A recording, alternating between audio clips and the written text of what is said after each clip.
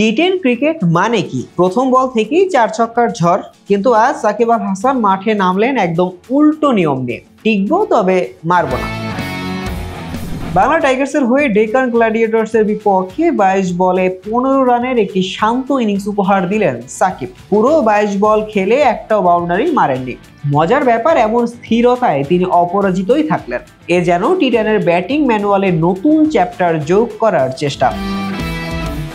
সাকিব যখন উইকেটে আসেন তখন স্কোর 2.2 ওভারে 23 রান। টপ অর্ডার ব্যাটসম্যানরা ঝড় তুলতে না পারায় দলের ভক্তরা আশা করছিলেন সাকিব নামবেন এবং ঝড় বইয়ে দেবেন, কিন্তু সাকিবের প্ল্যান ছিল ভিন্ন। বাড়ি যাওয়ার তাড়া নেই, সময় নিয়ে খেলি। রাশিদ খান মাত্র 8 বলে 2টি বাউন্ডারি মেরে বুঝিয়ে দিলেন টি10 কিভাবে খেলতে হয়। আর সাকিব 22 বল খেলে স্ট্রাইক রেট 68.18। একটা টি10 ম্যাচে এমন স্কোর, এ তো ব্যাটিং নয়, চেতনাভ্যাস। এমন ইনিংসের পর বাংলা টাইগার্সের দলীয় স্কোর দাঁড়ালো মাত্র 72, যেন পুরো দল মিলে পিকনিক করতে এসেছিল।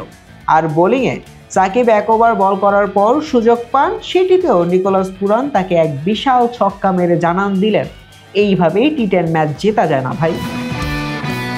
শেষে 9 উইকেটে হারলো সাকিবের দল।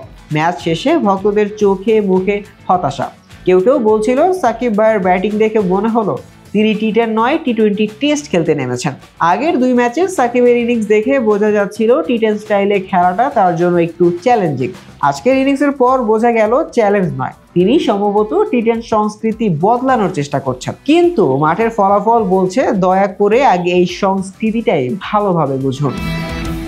শাহরি আহমেদ জয়, ডেস্ক রিপোর্ট, আইকন স্পোর্টস।